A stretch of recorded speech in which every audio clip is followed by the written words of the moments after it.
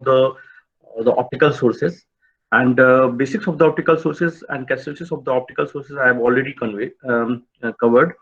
Now today we will see the mathematical modeling of LED sources, and this is really important. Who is really concentrated about the GATE exam, because one question is always asked about the to find the probability of electron or holes.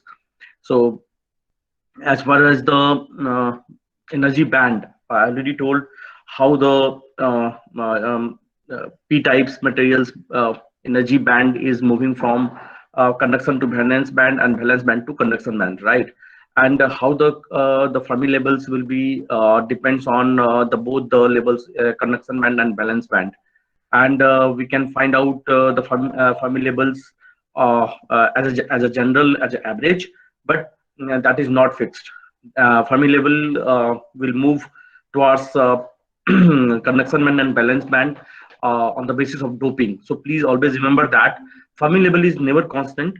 It will provide the idea about the probability of finding of electron and holes, and they can move from upwards or downwards, depends on the doping, right?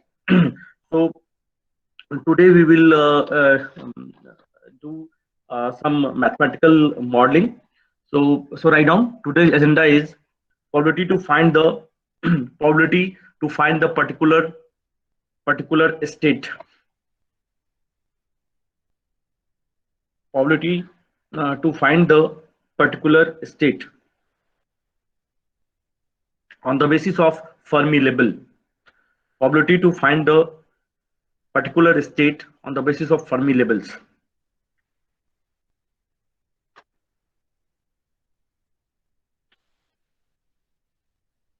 Okay, and we know that Fermi energy Fe. I'm going to share my screen also. Just a minute.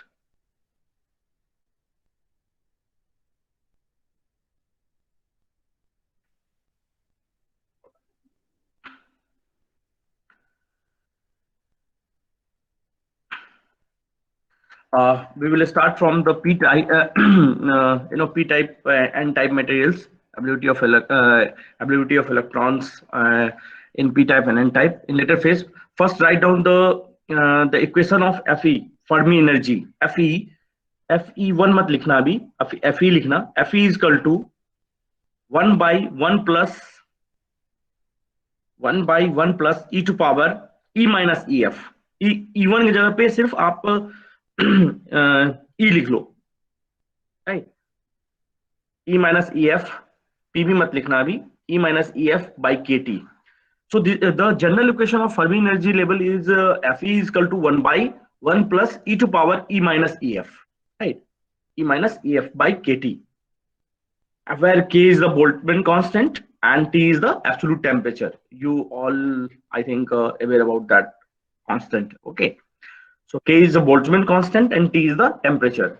So when in any exam anyone will ask about this, they will provide the value of K and T, right? और नहीं दिया होगा तो absolute temperature 300 kelvin ले लेंगे आप, और K का जो वैल्यू है कांस्टेंट का वो वैल्यू ले लेंगे, देगा, लेकिन हमेशा देगा. Okay, so the today's agenda is probability to find the particular state, either p type or n type, right? So हम वन बाय वन स्टार्ट करेंगे. पहला एज अ जनरल इक्वेशन सबको लिख लीजिए, Fe is equal to 1 by 1 plus e to power e minus ef by kt. और Fe को बोलते हैं बेटा occupancy of energy state, write down, occupancy of energy state, occupancy of energy state. So P type और N type में कभी भी आपको कंफ्यूजन हो तो राइट डाउन कि पी टाइप एक लाइन खींच लो, जहां पे आपको होल्स दिख रहा है, राइट, वो पी टाइप्स होगा, और जहां पे आपको इलेक्ट्रॉन्स दिख रहा है that is an types, right? यदि एन टाइप डोपिंग करोगे तो आपको इलेक्ट्रॉन ज्यादा डोप करना पड़ेगा, यदि पी टाइप है तो होल्स को डोपिंग करनी पड़ेगी, सिंपल. तो कोई पूछा जाए कि how we can find the energy probability of energy state, तो probability of energy state can be calculated by Fermi energy levels, and Fermi energy levels का इक्वेशन होता है Fe is equal to 1/1 plus e to power e minus EF by KT, right. Now case one, write down case one जो मैं इसमें लिख रहा हूं वो है केस वन। केस वन हम एनालिसिस करेंगे P type materials. So write down P type materials, case one is the P type materials. So write down P type materials, P type materials है तो यस जो हमारी doping होगी वो holes की होगी, right. So write down P type materials. और हमेशा याद रखिए यदि आप एक के बारे में निकाल सकते हैं तो यदि ऑक्यूपेंसी ऑफ होल्स के बारे में निकाल सकते हैं तो ऑक्यूपेंसी ऑफ इलेक्ट्रॉन के बारे में सिंपल करना है। क्या करेंगे, यदि आपके पास होल्स मालूम है, प्रोबेबिलिटी ऑफ होल्स का, तो इलेक्ट्रॉन का कैसे निकालेंगे, simple 1 minus Fe, simple, right, because total probability is equal to 1। So यदि मुझे एक का पता है तो दूसरा मैं निकाल लूंगा 1 माइनस समथिंग करके, तो ज्यादा कोई प्रॉब्लम नहीं है। तो राइट ऑन सबको लिख लीजिए बेटू। N type and P type में सबसे पहले हम देखते हैं पी टाइप। और पी टाइप मटेरियल्स का जो एनर्जी लेवल है फर्मी का, उसको राइट डाउन लिख लीजिए, उसका नाम है EFP। यदि आपका यदि यदि उल्टा यदि लिखना होगा तो एन टाइप मटेरियल्स के लिखेंगे तो EFN लिखेंगे बेटू, EFN यहाँ पे, यदि एन टाइप मटेरियल होता है। यहाँ पे पी टाइप मटेरियल है इसलिए मैंने फर्मी एनर्जी को लिख रहा हूँ EFP। So write down EFP is nothing but energy occupancy in valence band. So right now, energy occupancy in valence band. क्यों वैलेंस बैंड में लिख रहा हूं, कंडक्शन बैंड की तरफ क्यों नहीं लिख रहा हूं आकांक्षा? एनर्जी हाँ पी टाइप है, तो पी टाइप है तो होल्स है ना। सो होल्स जो है वो कहां पे है, अपना वैलेंस बैंड की तरफ। यस, तो EFP is energy occupancy in valence band. Very good. तो मुझे यदि probability of absence in electron लिख दो, यदि मुझे प्रोबेबिलिटी ऑफ राइट डाउन, तो क्वेश्चन आपसे पूछ रहा हूं मैं, probability of absence of electron in balance band, probability of absence of electron in balance band निकालना होगा तो मैं क्या करूंगा बेटू? आकांक्षा, तो जो प्रोबेबिलिटी है वो हम प्रोबेबिलिटी ऑफ फाइंडिंग प्रोटॉन हम अगर फर्मी लेवल बताता है तो उसकी एनर्जी से मतलब 1 माइनस वो कर देंगे। हाँ 1 माइनस, सिंपल कुछ नहीं करेंगे, 1 minus. Let us assume that कि पी टाइप का फर्मी एनर्जी Fe1 है, लिख लीजिए।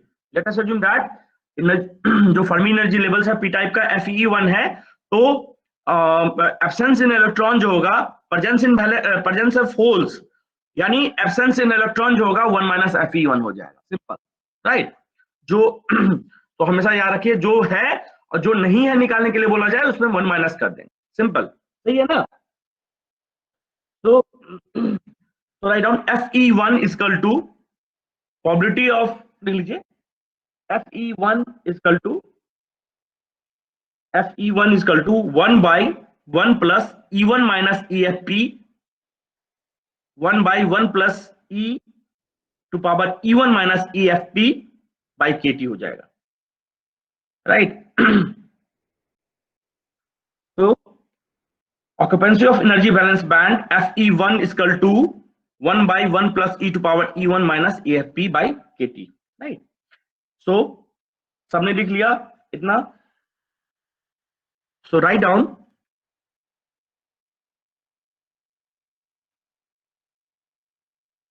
so probability of absence in the valence band,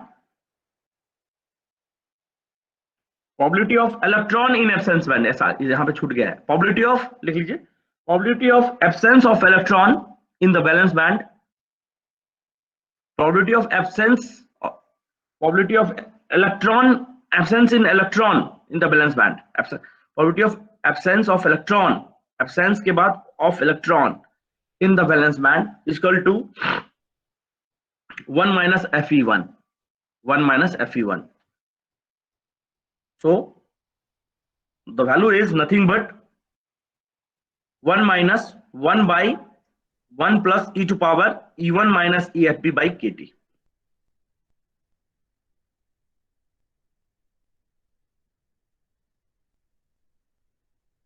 E1 minus EFP by KT। और इसके बारे में लिख लीजिए, ये जो वैल्यू है e to power E1 minus EFB by KT is very very small quantity. जब ऊपर जाएगा तो ये माइनस के फॉर्म में आ जाएगा, इसलिए इसके बारे में लिख लीजिए वेरी स्मॉल क्वांटिटी, बाद में जरूरत पड़ेगी इसको। e to power minus EFB by KT is very small quantity. तो वकास, अपना फर्मी लेवल पी टाइप में किधर जाएगा बेटू, कंडक्शन बैंड की तरफ कि वैलेंस बैंड की तरफ?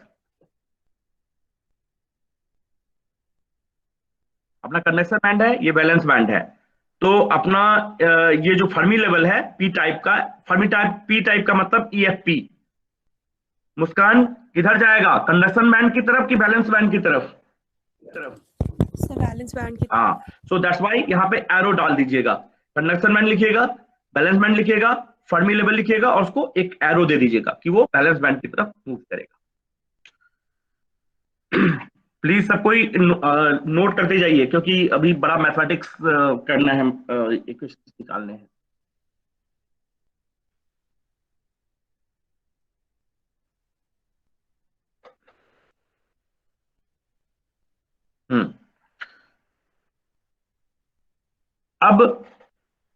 अब इसको क्या लिख सकते हैं मुस्कान, इसको क्या लिख सकते हैं? 1 plus E to power E1 minus EFP by KT है। जी इसको ऊपर ले जाऊंगा तो क्या लिख सकता हूँ? सर माइनस E की पावर हाँ, तो लिख लीजिए 1 माइनस, और ये ब्रैकेट में 1 plus E to power E1 minus EF by KT to power -1,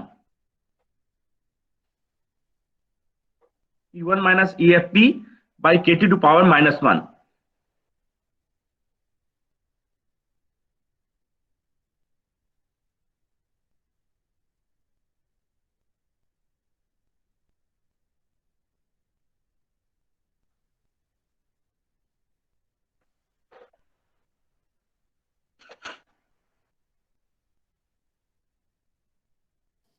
sir हाँ बोलो बेटा।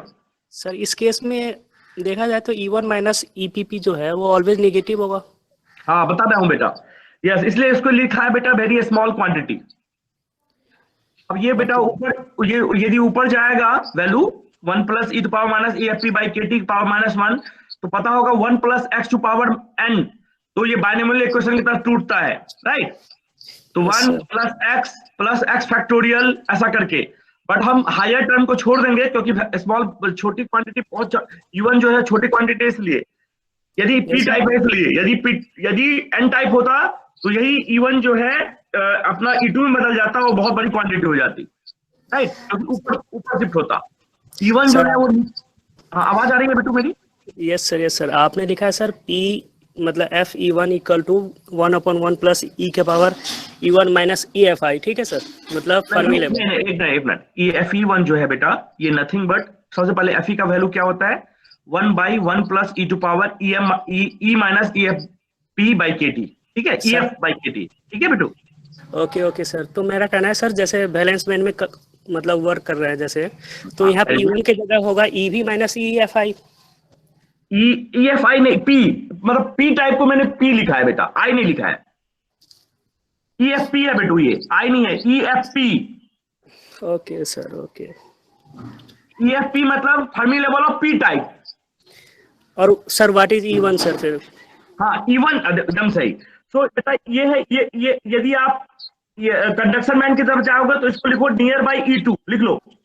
EC तरफ लिखो E2 और V की तरफ लिखो E1। सर तो आप डायरेक्ट ही मतलब EC भी यूज करो ना सर, E1 E2 क्यों यूज कर रहे हो फिर? मैं वही बता रहा हूँ कि इसलिए यूज कर रहा हूँ कि E1 और EC बराबर नहीं होता। जब E1 इक्वल टू EC दोनों कंसाइड हो जाता है, तो लास्ट क्लास में क्या बताया था बेटू, यदि ये पूरा इस लेवल पे आ जाएगा तो वैल्यू क्या हो जाएगी, quality of finding of electrons की, बताया था लास्ट क्लास में। मैंने वकास से एक क्वेश्चन पूछा था कि यदि E1, देखो ध्यान से, यदि E1 और EV यदि कोइंसाइड कर जाएगा और ET और EC कोइंसाइड कर जाएगा तो जीरो हो जाएगा, प्रोबेबिलिटी ऑफ उस पर्टिकुलर स्टेट में जो हो जाता है वैल्यू, वो जीरो हो जाता है। लास्ट क्लास आप अटेंड किए थे? नो सर, मैं एब्सेंट था सर। हाँ, सबसे पहले वही, नहीं तो E1 E2 क्यों करता बेटा, मैं डायरेक्टली EC लिखता, है ना? Okay, yes sir. क्योंकि बकास तुम हो ऑनलाइन? सर एब्सेंट है वो। अच्छा, हाँ, लास्ट क्लास में आकांक्षा बताया था मैंने कि यदि आप पर्टिकुलर किसी स्टेट में जब पहुंच जाएंगे एकदम पूरा इसी लाइन पे या पर्टिकुलर इसी लाइन पे आ जाएंगे तो पर्टिकुलर स्टेट पे लिख लो, यदि जो नहीं आए थे वो भी लिख लो। इसको बोलते हैं बेटा नो एनर्जी स्टेट। लिख लीजिए, ईसी जब E1 ईवी पे कॉन्साइड हो जाए और E2 ईसी पे कॉन्साइड हो जाए उसको बोलते हैं नो एनर्जी स्टेट। तब कोई प्रोबेबिलिटी हम फाइंड आउट नहीं कर सकते, इसलिए लिखते हैं at edge of the EC and at edge of the EB probability of finding of electron और होल्स इज 0। हाँ, क्या कौन बोल रहे थे बेटा? मैं देखा नहीं क्योंकि मैं स्क्रीन शेयर कर रहा हूं, तो मैं बता देता हूं आपको। बेटू अनम्यूट करो बेटा, जो भी क्वेश्चन पूछे थे सबको समझा देता हूं फिर से। सर राजीव बोल रहा हूँ सर। हाँ राजीव, देखो कंडक्शन बैंड की तरफ जो बैंड होता है उसको बोलते हैं E2, ठीक है बेटा, और बैलेंस बैंड की तरफ जो होता है वो होता है E1, ठीक है। Yes sir. और on the basis of doping E1 जो हमारा म्यूट कर लो, आवाज आ रही है, फर्मी लेवल ऊपर और नीचे शिफ्ट करता है बेटू, फर्मी लेवल ऊपर और नीचे शिफ्ट करता है। यदि फर्मी लेवल यहाँ पे है, बहुत नीचे है, राइट, तो E1 बड़ा हो गया। बट यदि फर्मी लेवल यहाँ पे आ जाए बेटू, यहाँ पे आ जाए तो हमारा E2 बड़ा हो जाएगा ना, इस तरफ हो जाएगा। तो और एक चीज बहुत बड़ा इंपॉर्टेंट है, at the edge of EC and EV, क्योंकि ये कंसाइड कर जाएगा इससे फर्मी लेवल और ये इससे कंसाइड कर जाएगा जिसकी प्रोबेबिलिटी बहुत ही कम है, तो हमारा जो एनर्जी स्टेट हो जाएगा वो 0 एनर्जी स्टेट हो जाएगा। समझ में आएगा Rajiv? Clear? Yes sir, clear है सर। हाँ, कल मैंने ये सबसे पहले लास्ट क्लास में ही बताया था। सो बेटू ये कर लीजिए, इतना कर लीजिए। अब क्या कर लीजिए, अब मैं इसको इस तरह लिख सकता हूं 1 माइनस FE1। यदि मुझे कैलकुलेट करना है वैल्यूज, तो कोई एक बच्चा म्यूट रहो बेटा। तो probability of absence of electron in the valence band हम कैसे कैलकुलेट कर सकते हैं? So write down absence of electron valence 1 minus FE1, जो अभी मैंने आकांक्षा से पूछा था, उसका वैल्यू क्या होगा? 1 minus 1 plus e⁻E1 minus EFP by KT, इसका होल -1 लिखना बेटो, सॉरी, इसका होल -1 लिखना।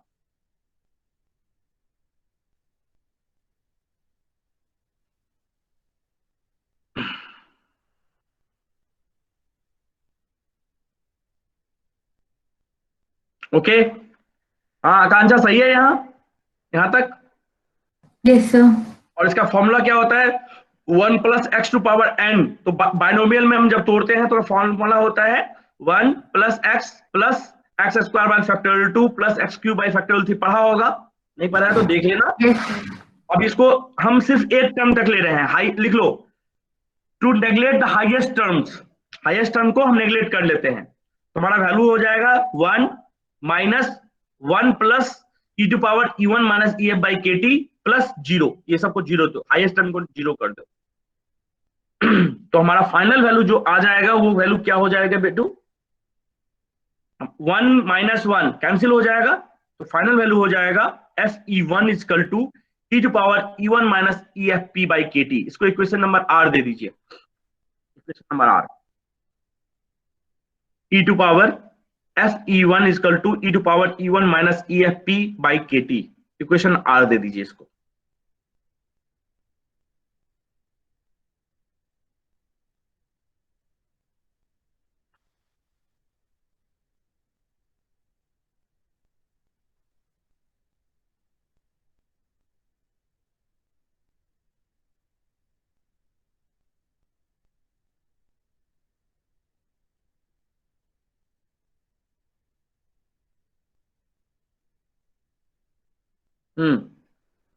नाउ प्लीज इसको R दे दो। अब लिख लो for n type materials case 2, for case 2 n type materials, n type materials. ये पॉजिटिव इसलिए है कि वेरी वेरी स्मॉल क्वांटिटी है। Now please n type material, जिससे पूछोगे वो मुझे बताएगा। और n टाइप मटेरियल्स के लिए हम क्या निकालेंगे? हाँ, for N type materials, Lokesh, for N type materials के लिए क्या निकालेंगे बेटू?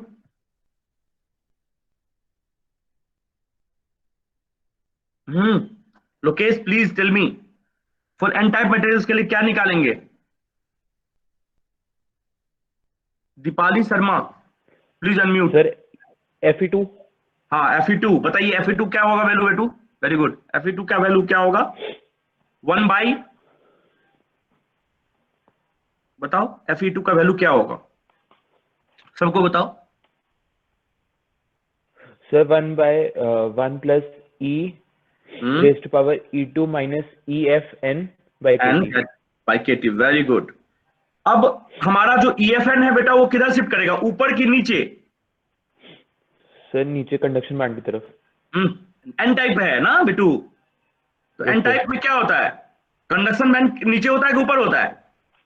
सर ऊपर ऊपर कंडक्शन बैंड की ऊपर तरफ। ना बेटू, ऐसा नहीं, अब नहीं कंफ्यूज नहीं करना है ना, अब है तो हम फिर से बता देंगे पूरा। आप सही बोल रहे हो कि एन टाइप है, इलेक्ट्रॉन आ गया तो इलेक्ट्रॉन तो कंडक्शन बैंड की तरफ है ना, तो ऊपर की तरफ बेटू, Yes, है ना? sir. हाँ, तो Fe2 इक्वल टू, बताइए फाइनल वैल्यू क्या आएगा?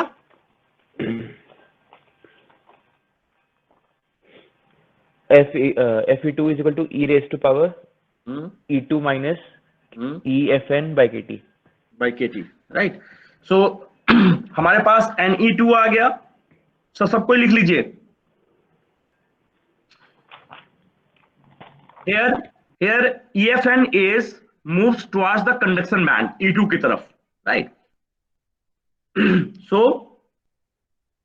probability of electron being present in E2 is equal to, so write down probability of electron being present in E2, probability of electron present in E2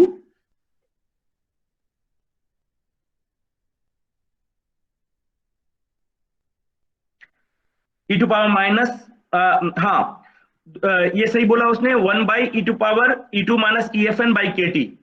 but वहां पे क्या था, हमारा जो E2 level है वो नीचे है अभी, कहां से?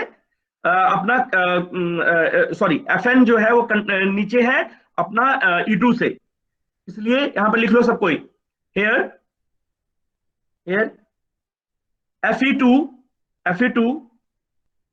approx value of Fe2, ऐसे लिखो, approx value of Fe2, approx value of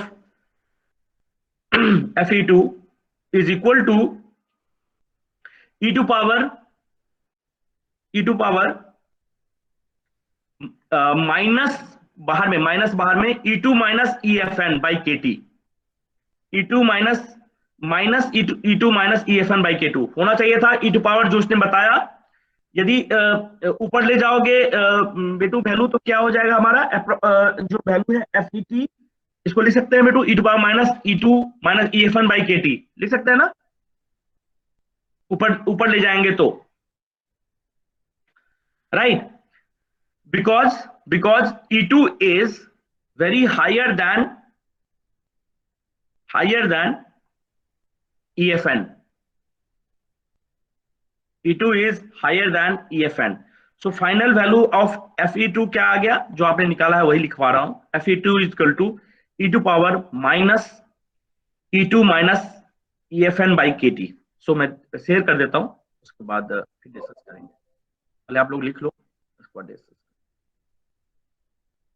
तो यस, Fe1 आ गया, अब हम F2 जो मैंने इससे पूछा था अभी, so Fe2 is this value is greater than 1, so final value of Fe2 is equal to e to power minus E2 minus EFN by KT। इसको इक्वेशन S दे दीजिए नाम, इक्वेशन S।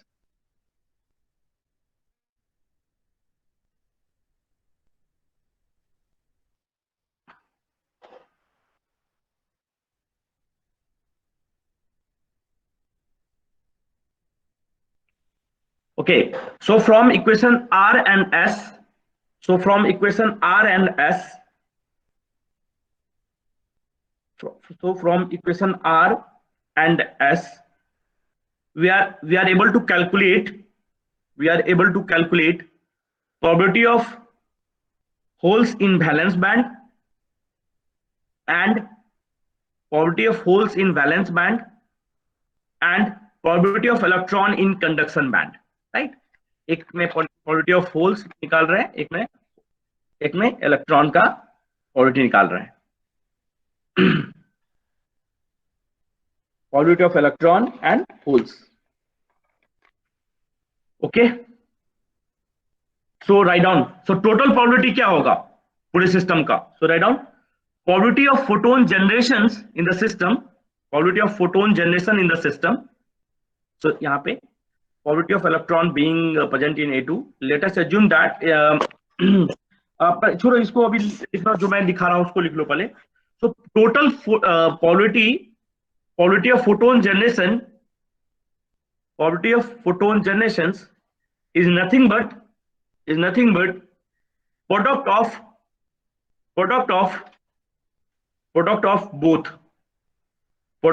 both.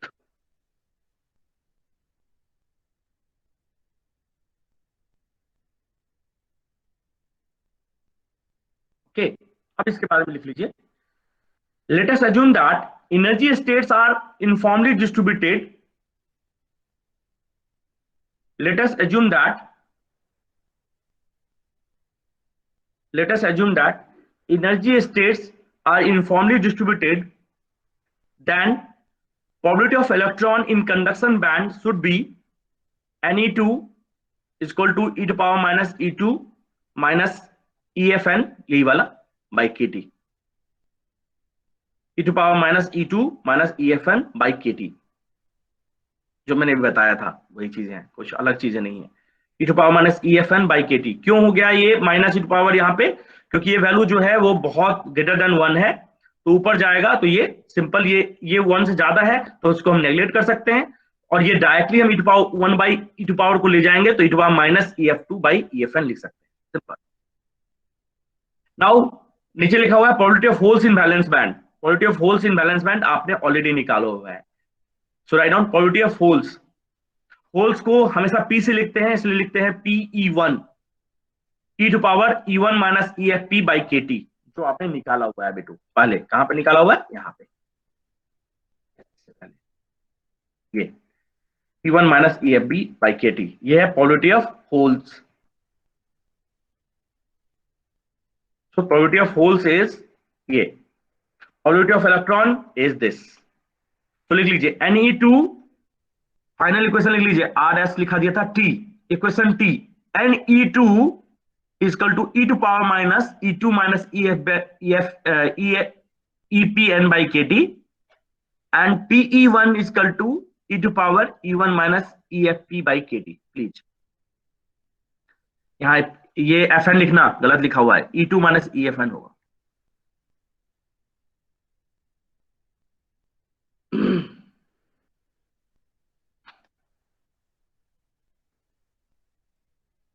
यहां पे बेटा ये P नहीं, FN और FP. सो मैंने अभी बताया आपको, आपके पास N आ गया. N मतलब इलेक्ट्रॉन की प्रोबेबिलिटी, ये होल्स की प्रोबेबिलिटी, P मतलब होल्स की प्रोबेबिलिटी. सो टोटल प्रोबेबिलिटी क्या होगा फोटोन जनरेशन का in the system? So right now probability of photon generation, जो भी मैंने बताया, probability of photon generation is nothing but product of both N type and P type probability. तो product of दोनों को प्रोडक्ट कर दीजिए, बताइए क्या वैल्यू होगा. So total probability of photon generation is equal to Ne2 into PE1. Ne2 into PE1.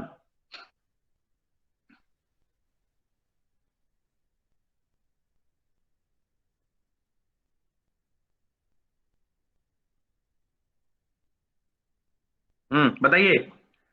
हाँ आकांक्षा क्या होगा? Ne2 into PE1 कैलकुलेट करके बताओ. गरिमा गई रोल में 20. Yes sir. हाँ बट बेटा टोटल प्रोबेबिलिटी क्या होगा सिस्टम का? प्रोडक्ट ऑफ हाँ प्रोडक्ट ऑफ होल्स और प्रोडक्ट ऑफ इलेक्ट्रॉन्स, राइट? सो दोनों का प्रोबेबिलिटी प्रोडक्ट करके बताइए क्या आया value, final value. Yes sir.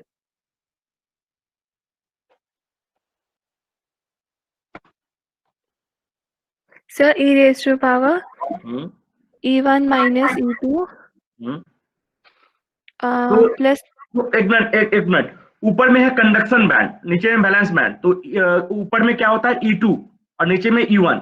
तो E2 माइनस E1 को नियर अबाउट क्या ले सकते हैं, EC माइनस EV, और EC माइनस EV को क्या बोलते हैं बेटा, एनर्जी गैप, याद है Yes, sir. EG। So yes, हाँ बताओ, अच्छा बता रहे थे, बताओ। तो फाइनल वैल्यू क्या आया, ये आया, it e is raised to E2 power minus E2 minus E1 by KT लिख सकता हूँ, माइनस ले sir. लीजिए, Yes, into sir. E2 power EFN minus EFP by KT लिख सकता हूँ। Yes, sir. सबका आ गया इतना, इतना पहले बता दो इतना आया कि नहीं आया, बाकी हम देख लेंगे अभी।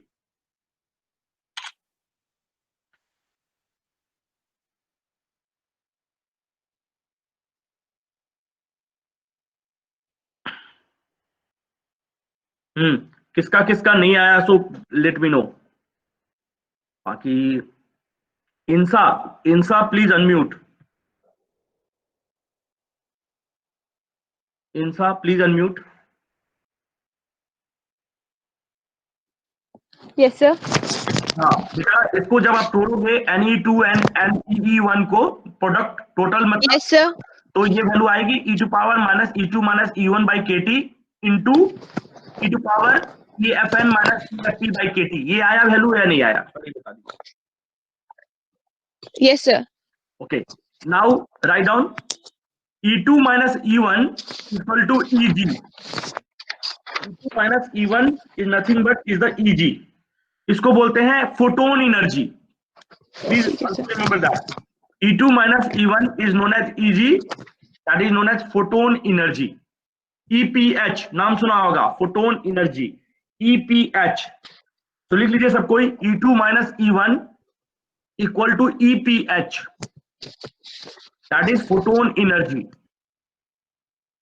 and the value of this e to power Fn minus EFP, EFN and minus EFP by KT is constant. Please इसको लिख लीजिए constant, constant, and this constant is nothing but, इसको लिख लो, पूरे को वैल्यू को लिख लो A, this value e to power EFN minus EFP by KT is constant is A। बोलो कांस्टेंट क्यों, because this Fn and EFP depends on doping, कि हम किसका डोपिंग कर रहे हैं। सो मैं जिससे पूछूंगा वो बताएगा।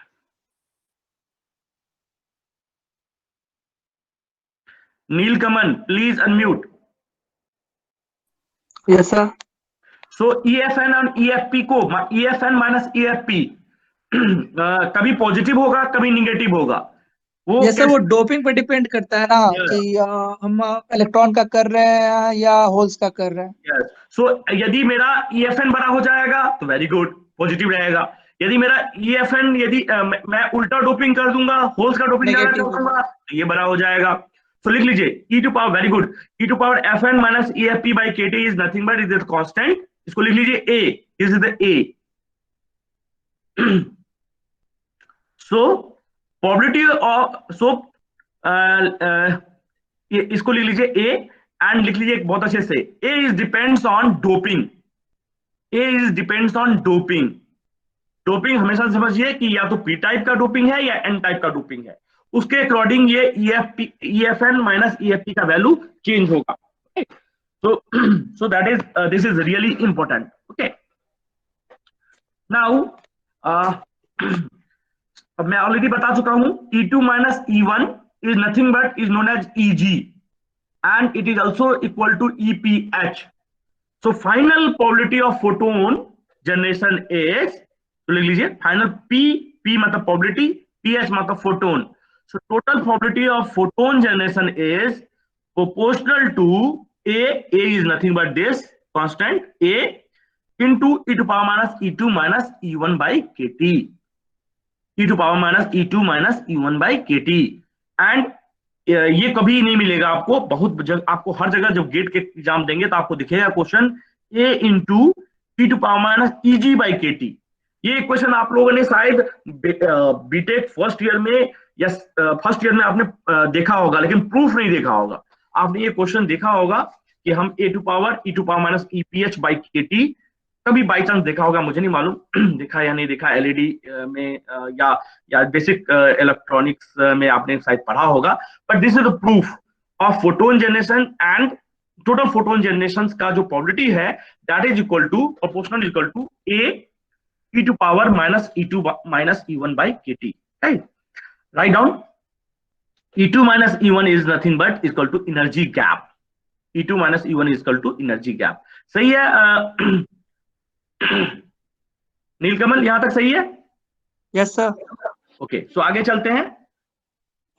तो ये मैंने क्या किया बेटू अभी कि सिर्फ एक फोटोन के बारे में बात किया, मतलब जब इलेक्ट्रॉन एक बार डोपिंग किया तो होगा, तो यदि मैं तो ऊपर चला गया, मैंने होल्स डोपिंग कर दिया तो नीचे चला गया। ओके, बट क्या मैं हर बार यही सब काम करता रहूंगा? नहीं। तो यदि मुझे पूछा जाए कि ऑल पॉसिबल कंडीशंस में to find the photon generation in all possible conditions, तो आप क्या करेंगे? बहुत सिंपल है। So write down for all possible condition to generate a photon, for all possible condition, जितने भी कंडीशन होंगे उस सिस्टम का, for all possible condition to generate a photon, we should calculate the total probability, we should calculate, यहाँ पे छूट गया, we should calculate the total probability to generate a number of photons and it can be calculated as, क्या करते हैं पूरे system को मुझे यदि निकालना हो, ये तो मैंने एक निकाला, यदि मुझे टोटल नंबर फोटोन जनरेट पूरे सिस्टम में देखना होगा तो हम कुछ नहीं करते हैं, इंटीग्रेशन कर देते हैं। So write down, so it is nothing but, हमारा फॉर्मूला क्या आया था नीलकमल अभी? e to power minus EPH by KT. Yes sir. e to e to minus- power minus EG upon KT और EPH upon KT कुछ। हाँ, या EPH मतलब E2 minus E1 by KT आया था, राइट? सो मैंने अब इसको इंटीग्रेट कर दिया। So proportional to, write down EC, so EV, so write down EC to EV। EC मतलब आपका जो कंडक्शन बैंड है E2, V मतलब वैलेंट बैंड और प्लस EPH। कोई बोलोगे कि उल्टा, कौन मुझे बताएगा कि सर आपने हमारा वैलेंस बैंड नीचे होता है और कंडक्शन बैंड ऊपर होता है, तो आप उल्टा लेते ना सर, यहाँ पे E2 रख लेते और बाद में नीचे में E1 रखते। नहीं, ध्यान से देखिएगा, यहाँ पे E1 ही नहीं है, एक EPH भी है। क्यों EPH है? क्योंकि कंडक्शन बैंड से वैलेंस बैंड की तरफ जब एनर्जी रिकम्बिनेशन होता है E2 माइनस E1 तो EPH बनता है। यानी हम उस कंडीशन को लिए हैं कि जब एक बार हमें मिल चुका है फोटोन, इसलिए हमें जो एनर्जी होगा E1 प्लस EPH आया। क्योंकि क्या होगा नीलकमल, ऊपर से जब एनर्जी नीचे तरफ आएगी, कहां से? E2 से E1 तक, तो एक EPH जनरेट कर देगा और EPH जनरेट होने के कारण हमारा E1 जो है वैल्यू E1 प्लस EPH हो जाएगा। क्लियर? देखो ध्यान से, एक है कंडक्शन बैंड, एक है बैलेंस बैंड, ऊपर में E2, नीचे में E1। E2 माइनस E1 मैंने अभी पहले कंडीशन बताया, यहाँ पे ये क्या है? ये EPH। सो EPH एक जुड़ गया हमारा। जैसे ही EPH जुड़ जाएगा E1 में, तो जरूर है कि E1 plus EPH higher value हो जाएगा, और इंटीग्रेशन जो करते हैं लोअर टू हायर करते हैं। क्लियर है कि नहीं क्लियर है? ये तो बहुत बार मेरे को तो बहुत टाइम लगा ये वो करने के लिए कि how we can write this lower integration to higher integration. So E2 to E1, why E1? because E1 is nothing but E1 plus EPH है यहाँ पे। So write down EC plus EV तक इंटीग्रेट करेंगे, ना कि EV से EC करेंगे, because हमारा जो वैल्यू है वो E2 से लेके E1 प्लस EPH है। सो राइट डाउन, इसको इंटीग्रेट कर दीजिए प्लीज, प्लीज इंटीग्रेट कर दीजिए सब कोई। मैंने ऐसे समझा दिया कि क्यों करते हैं, फिर भी कोई डाउट हो तो please let me know. Okay, and integration in the forms of E2, right? Please calculate करके बताइए मुझे final value, so that we can further हम इसको कैलकुलेट कर पाएंगे, राइट? तो फाइनली जब आप इसको इंटीग्रेट करेंगे, सब कुछ करेंगे, तो आपको एक वैल्यू नजर आएगा, and this value is nothing but, लिख लीजिए, इसको कैलकुलेट कर लीजिएगा आप लोग, टाइम लगेगा। जब इसको कैलकुलेट करेंगे तो वैल्यू आएगा बेटा EPH minus EG, EPS minus EG into e to power minus EPH by KT. So final total photon generation is, so total photon generation is equal to, so write down total number of photon generation is equal to proportional to EPH minus EG, EPS minus EG into E to power minus P H by K T, ये same रहेगा E to power minus P H, सिर्फ यहाँ पे आ जाएगा E P H minus E G. So पहला question है, इसमें केस स्टडी करते हैं हम। If EPH equal to EG, यदि फोटोन एनर्जी मेरे यदि गैप के बराबर हो जाए, ईपीएच इक्वल टू ईजी हो जाए, ईपीएच इक्वल टू ईजी हो जाए, तो टोटल फोटोन कितना जनरेट होगा बेटा? फोटोन जनरेशन जो टोटल फोटोन एनर्जी है और गैप एनर्जी के बराबर हो जाएगा, तो फोटोन क्या जनरेट होगा नीलकमल? सर ये 0 हो जाएगा। 0 हो जाएगा। तो राजीव ने एक क्वेश्चन पूछा था कि सर आपने E1 और E2 अलग अलग क्यों लिया है? क्योंकि यानी मतलब क्या होगा नीलकमल? राजीव सुन रहे हो ना? ईपीएच इक्वल टू, अगर सर अगर साथ होता है कॉन्साइड कर जाता तो 0 हो जाएगा सर। यस, तो यानी मतलब कहने का मतलब यह है कि ईपीएच माइनस ईजी तब 0 हो जाएगा जब आपका E2 इसी में चिपक जाएगा और E1 जो है ईवी में चिपक जाएगा, राइट? जो उसको बोलते हैं नो एनर्जी स्टेट, जो मैं भी थोड़ी देर पहले वो पूछ रहा था। तो यहां से प्रूफ होता है कि आपका ईपीएच इक्वल टू ईजी हो जाए तो total photon generation equal to 0 हो जाएगा। समझ में आ रहा है? So case 1, EPH equal to EG, then total photon generation equal to 0।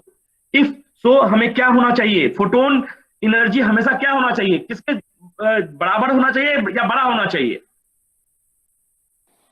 बड़ा होना चाहिए सर। बड़ा होना चाहिए। So write down EPH is should be greater than EG for photon generation. So EPH is, इसका नाम ही है photon generations. So photon energy is greater than EG, then and only photon can be released. So EPH equal to EG, number of photon जो generate होगा वो 0 होगा. If EPH is greater than EG, second case, then and only then photon can be released. आकांक्षा समझ में आया? Yes sir. तो write down second case, जो conclusion हमारा निकला है कि EPH should be greater than EG and EC not equal to E2 and EV not equal to E1, जो राजीव पूछ रहा था वो भी मैं यहाँ पे प्रूफ कर रहा हूँ फिर से। इफ EC और EC और E2 दोनों एक साथ मिल जाएगा, उसको कौन सा एनर्जी स्टेट बोलते हैं आकांक्षा? कौन सा energy state? No energy state, please. No energy state consider कर दे। हाँ, so through this calculations we can able to find out how the total number of photon can be generated and which parameter they are dependent. Okay, आगे चलते हैं। यहां तक सबको ठीक है? किसी को पूछ लेता हूं मैं एक दो और से। मोहसिन साकिब सही है यहां तक? Yes sir. Manjot Kaur, roll number 29।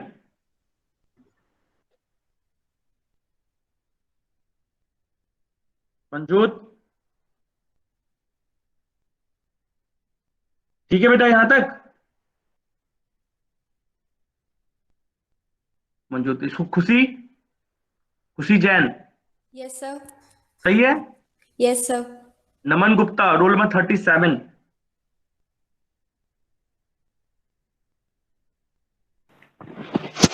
Yes sir. सही है बेटू, आगे चलें। हाँ जी। Okay, so now we will move towards next derivations. तो यहाँ तक होपफुली सबको समझ में आ गया हो। तो yes, EPH equal to EG, then there is no photon generations, and if EPH is greater than EG, then only then photon can be generated. जो मैं कंक्लूजन, प्लीज सबको कंक्लूजन लिख लीजिए अच्छे से कि यदि EPH equal to EG हो जाएगा तो no photon generations, और यदि EPH is greater than EG होगा then and only then photon can be generated. तो यहाँ तक होपफुली आपने सबने समझ लिया। अब आगे चलते हैं। नाउ राइट डाउन, इसके बाद दूसरा जो इसके बेसिस पर जो एजेंडा है that is known as spectral distribution of LED. Please write down spectral distribution of LED. Spectral distribution of LED.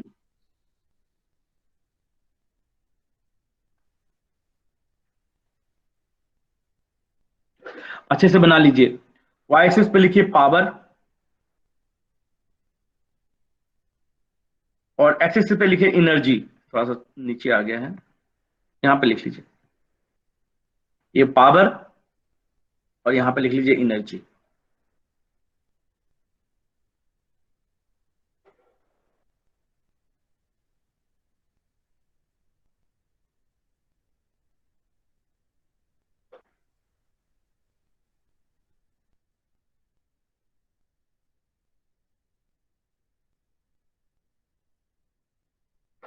Okay, बना लीजिए ग्राफ, फिर मैं बताता हूं।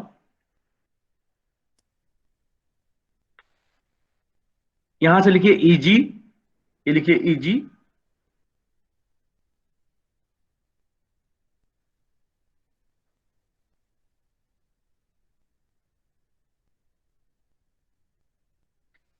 ये वैल्यू और ये वैल्यू है ना। ये जो वैल्यू है बेटा, ये है Eg प्लस के टी। यहाँ पे ये बीच वाला Eg प्लस के टी, और ये वैल्यू है यहाँ, ये टोटल वैल्यू है, ये वाला जो वैल्यू है ये है 2 K T. Photon energy and power. So ये ग्राफ क्या बताता है, कौन बताएगा मुझे? यहाँ है पावर इंक्रीजेस हो रहा है और इस तरह से सिमेट्रिक है, राइट। सो बहुत इंपॉर्टेंट है। यदि लेट अस अज्यूम दैट यदि कोई वैल्यू ना दिया हो तो Eg इक्वल टू हम 1 इलेक्ट्रॉन वोल्ट लेते हैं, और KT का सिंपल वैल्यू होता है, जब भी आप कोई भी गेट का क्वेश्चन अभी सॉल्व कर रहे हो तो डायरेक्टली तुम you can put the value of 0.025 या 0.2026 electron volt at the room temperature. यदि रूम टेम्परेचर दिया हो तो डायरेक्टली KT का वैल्यू, कुछ भी वैल्यू कैलकुलेट मत करना, डायरेक्टली वैल्यू पुट करना। जो गेट का अभी सॉल्व कर रहे होगे, बहुत बार सॉल्व किए होगे भी, 0.026 या 0.025 इलेक्ट्रॉन वोल्ट ले लेते हैं, ठीक है। कोई आपको लगे डाउट तो प्लीज मुझे बताइए, रिमाइंड कीजिए। So power and here is Eg plus के टी। तो क्वेश्चन होगा आपका कि आप सर Eg पावर 0 से स्टार्ट होता है, आपने Eg से क्यों स्टार्ट किया? कौन बताएगा मुझे? Why I have started the value from Eg? कौन बताएगा मैंने यहाँ पे Eg से क्यों स्टार्ट किया? 0 से कोई वैल्यू स्टार्ट होती है ना। हम सो खुशी बताओ क्यों मैंने यहां से Eg से स्टार्ट किया है? सर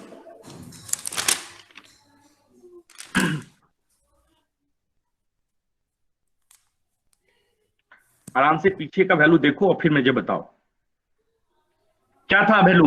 वैल्यू क्या था?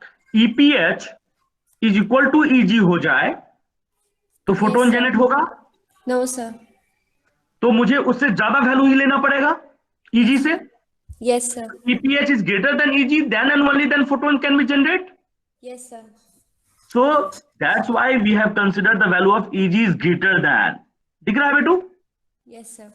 हाँ, तो पहला क्वेश्चन है कि why I have not started the value of any graph. कोई भी ग्राफ स्टार्ट करते हैं तो हम 0 से स्टार्ट करते हैं.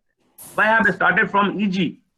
So because EPH is greater than Eg, then and only then the possibility of generation of photon, है ना बेटू? Yes sir. तो Eg ले लिया, Eg से आगे एक ये KT है, KT का वैल्यू मैंने बता दिया आपको कितना वैल्यू होता है at room temperature.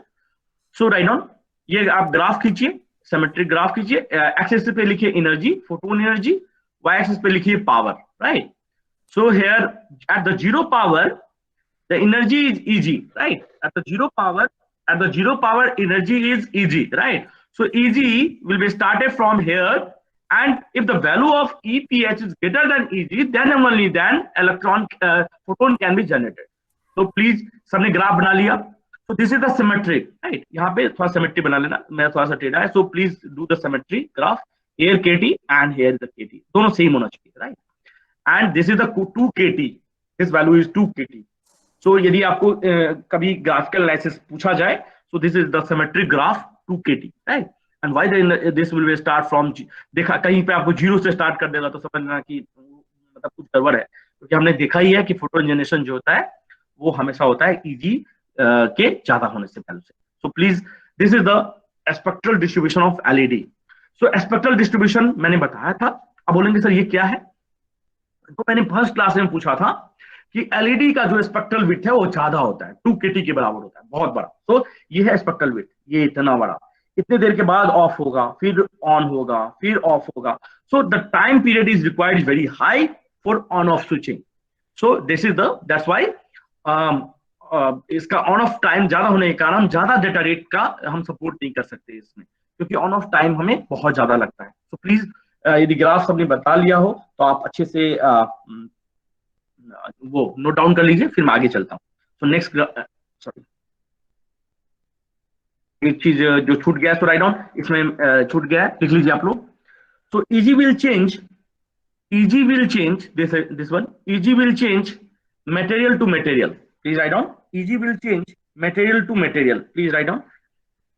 EG will change, इसमें कुछ चीजें हमें दिखानी है तो इसमें छूट गया है. EG will change material to material, but spectral width remains constant. But spectral width is remain constant. That is 2 kT. 2 kT. That is 2 kT. If impurity is not present. If impurity is not present. So कोई पूछा जाए, कभी पूछिए आपसे कि अच्छा ठीक है, तुम तो बता रहे हो कि एलईडी का स्पेक्ट्रल विड्थ हाई होता है और लेजर का कम होता है. ये पहले ये प्रूफ कर दो. लेजर जो पढ़ेंगे तो लेजर पढ़ेंगे, बट एलईडी में प्रूफ करके बताओ कि स्पेक्ट्रल विड्थ ज्यादा क्यों होता है. So this is the proof.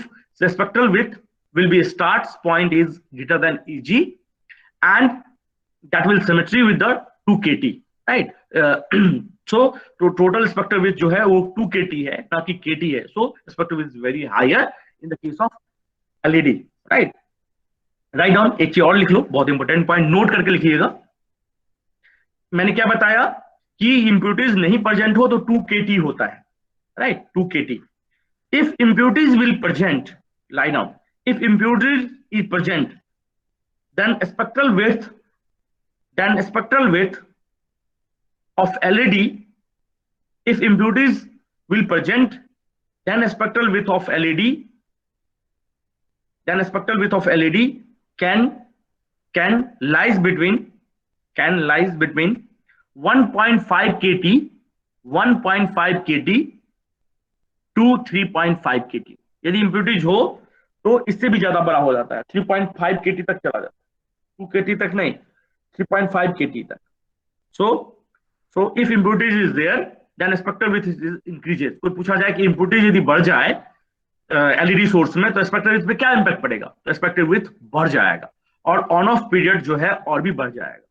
सो अब हाई डेटा रेट में यदि impurities बढ़ जाएगा तो हाई डेटा रेट नहीं सपोर्ट कर सकते हैं. तो और भी बहुत चीजें हैं, बट एक स्पेक्ट्रल विड्थ का भी है. Spectral width will increase up to 3.5 kT, right? So this is the important parameters related to your LED. So मैंने आज के क्लास में आपको पूरा प्रूफ करवाया कि how the LED can be performed, right? LED source can be performed. What are the nature? So बहुत आराम से ध्यान दीजिएगा कि conduction band, valence band nature, how they can be changed. What are the impact of doping, how your conduction band shift towards Fermi level shift towards the conduction band, shifting towards the valence band, how the E2 and E1 can be not equal to EC and EB, otherwise the no energy state will be appear. What are the total photon generations? So total photon generation is nothing but photon generation of electron, photon generation of holes.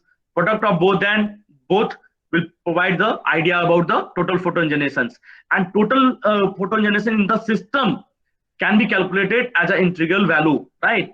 And with the integrations we can find out the final value is nothing but the value is this equations, EPH minus EG e to power minus EPH by KT. Okay, so this is the relations, mathematical relations related to your spectral distributions of LED, and why spectral distribution LED the initial value starts from EG, because you know that if EPS is equal to EG, then there is no energy state, and energy gap is 0, so no photon generations. And if EPH is greater than EG, then and only then the photon generation will start. So this is the entire concept related to your LED photon generation. in the next class we will find out the quantum efficiency, right? Quantum efficiency of LED sources. So quantum efficiency is nothing but they depends on internal and external efficiency, right? So how you can calculate the internal efficiency and external efficiency. So again, all the relations depends on the mathematical equations. So from next class also I will drag the equations of the quantum efficiency and prove that last time they have asked about radiative non radiative phenomena. मैंने last class में पहले class में बताया था कि non radiative क्या होता है और रेडिएटिव क्या होता है, right? So radiative is after the recombination if they will release the photon. ऐसा नहीं है कि conduction band and valence band मिलेगा तो एनर्जी गैप मिलेगा तो फोटोन जनरेट करेगा ही. जैसा मैंने अभी तक पढ़ा है कि फोटोन जनरेशन जो होगा यदि ईजी से ज्यादा होगा, कभी कभी ईजी से ज्यादा होने पे भी आपका फोटोन जनरेशन नहीं हो पाएगा. क्यों नहीं हो पाएगा? Because there are two properties, that is radiative properties and non radiative properties. If recombination के टाइम में यदि रेडिएटिव प्रॉपर्टीज है then and only then photon can be release. And यदि नॉन रेडिएटिव फेनोमेना है सो फोटोन जनरेशन नहीं होगा. Either EPH is greater than EG, right?